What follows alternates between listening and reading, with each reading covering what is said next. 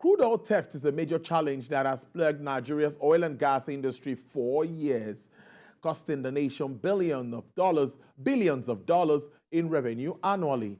That's revenue loss. According to Nigeria's Extractive Industries Transparency Initiative, NEITI, in its recent published data, Nigeria lost more than 4.3 trillion naira in 5 years between 2017 to 2021, including unremitted funds to government account.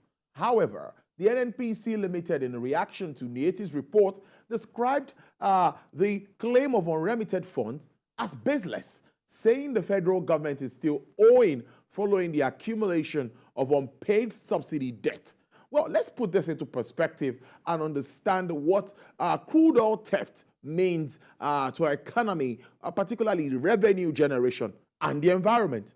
Mr. Israel is a partner, commercial and law energy practice. He joins me to discuss this. Thank you so much. It's good to have you on the program.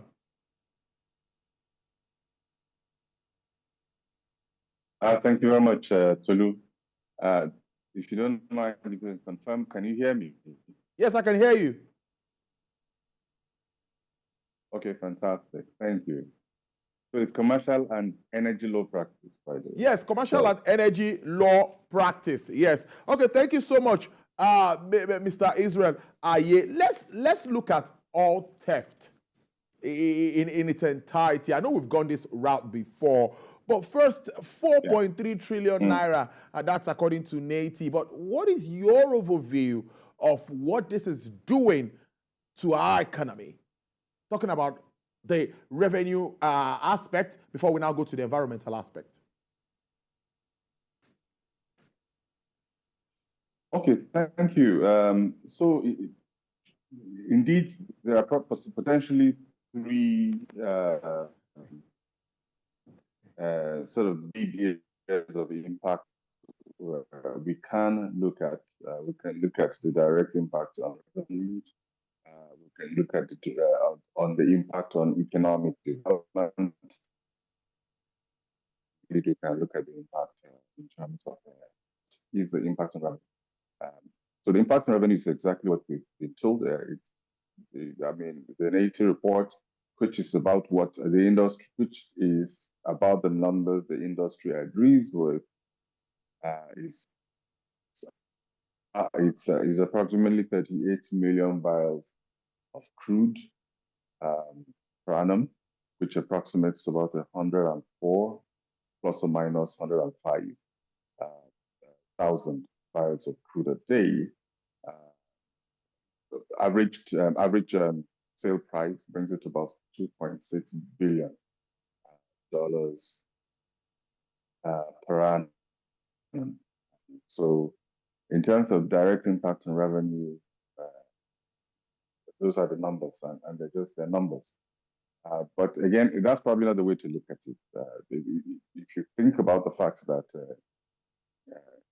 crude theft and all the things that are associated with crude theft have also become such a huge disincentive for investors to come into this environment, then we can easily see, we can begin to try and estimate the impact on revenues, on revenues not realized due to lack of investment, even in that area.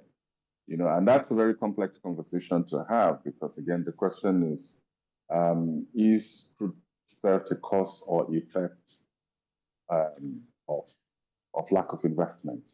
And I would argue perhaps that it was first the effect of lack of investment, but over time it's now becoming a cause of lack of investment. As we go on, we can unpack this a bit more if you want. Well, interestingly, but now all theft, according to analysts and even some experts, now they're saying it has become a national emergency and something needs to be done.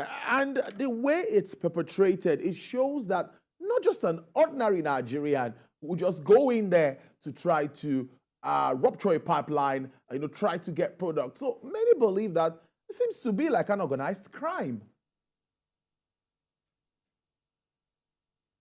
Well, I mean, we can take that path and begin to look at it and quote unquote sensationalize the matter along those lines. But, So how did we get here? Why are we battling? I mean, how people just got sophisticated, and particularly if you look at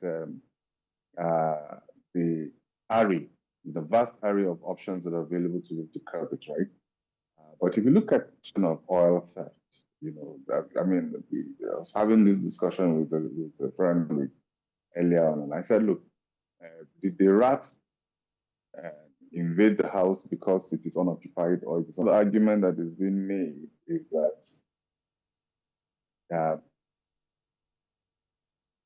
that what we're seeing today is the consequence of a long highlight here. Is a consequence of a long transition. What do I mean? Is that some of our traditional partners, from the Nigerian point of view, the Nigerian Inc. point of view, which are the IOCs, have started to divest out of this economy, out of the system for over a while now. I mean, as at 2012, for example, you had over 160 recounts, wells are being developed. As at today, you have barely 15, 160 to about 15. So what you see in that space is a progressive decline in investment by the big players and some of our traditional partners. So the model of petroleum operations in Nigeria needs to change. And I think the sooner we confront that, because what it is that we've buried our heads in the sand and we have refused to acknowledge the fact that the operating landscape has changed, is changing and has changed. Historically, what we had were vertically integrated operations. And those big operators had upstream assets, had pipeline systems, and then they had terminal facilities.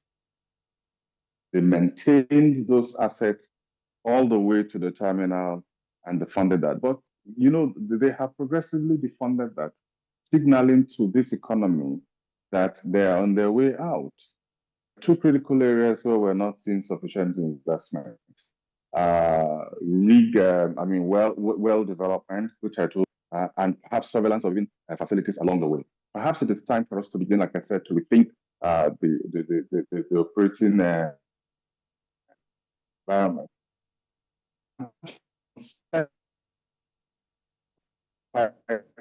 System and give them to entities that will be solely responsible for them, for whom it is their business, how to make their money.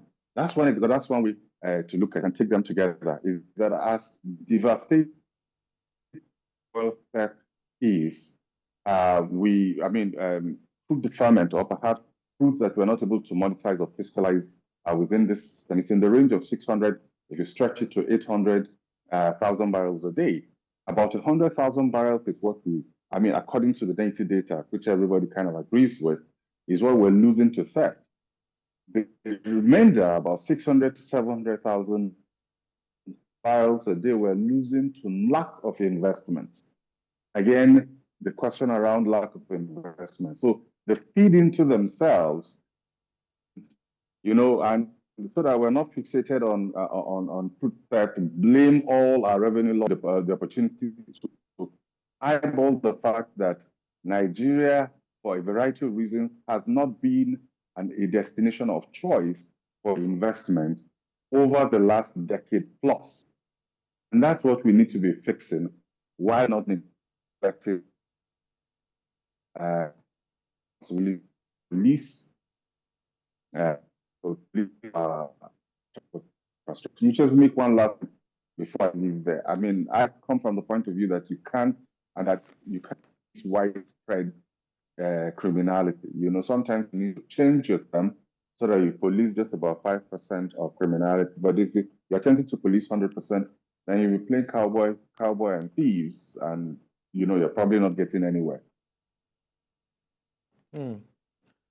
Network is not too favorable. We are not getting the best of this, but we're trying. Mr. Israel Aye is a partner, commercial and energy law practice there. Thank you so much. But before I let you go, staying with this topic, looking forward, today we got a report that Nembe crude, a specific kind of crude is also out, and government is looking at selling so fast to ramp up. What do you think about our production quota, considering these issues that we have with vandalism, with theft, and all of that. Can we meet up anytime soon? Any possibility? Well, our installed capacity for exports is put at about 2.1, maybe 2.2 million barrels a day. Growth scenario we're looking at is anywhere between 3 to 4 million barrels a day, on the assumption that if we can hold about 2 to 2.5 million barrels a day in exports, then the balance of that sort of growth scenario to domestic utilization, then we can truly grow a petroleum industry, and that is robust, creating jobs, contributing more to gross domestic product, on and on. But in order, and that's the issue. But in order for us to be able to hit those kinds of growth thresholds, we have to find a way to incentivize investment. We have to find the way to make this again a destination of choice for those to find a way to tackle, as a matter of fact, fruit theft, which has become a problem, which is the point I was making earlier on, which has become a problem. And it is only when we ramp up our capacity, because your OPEC quota is a factor or a function of your capacity.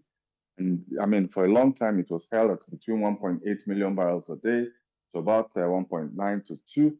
But because we have consistently underperformed that, I think the best numbers were doing around 1.3 to 1.4 a day. Is why those sort of OPEC quota for around, I think, 2004, I read somewhere that we're probably now being allotted about 1.4.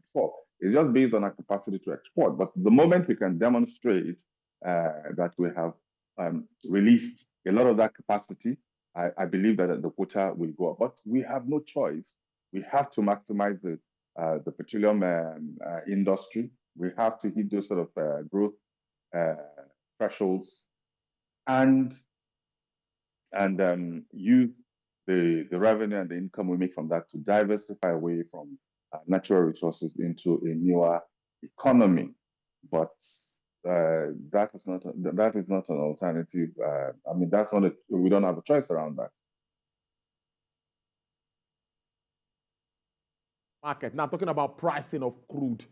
Moving on, considering all of the issues, Russia and Ukraine crisis still on one side, and Hamas, Israel issue too, or on the other side, a lot of global issues here that will shape the price of crude, the price of gas, and all of that. What is your outlook, Mr. A?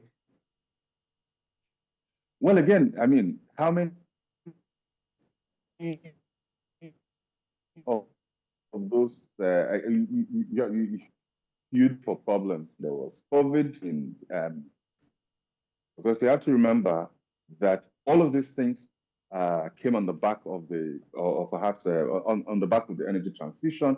A time we thought that demands were going to be tumbling, that prices were going to be averaging out to around $50, $60 a barrel, but they've stayed in the high 80s, 90s, sometimes 100.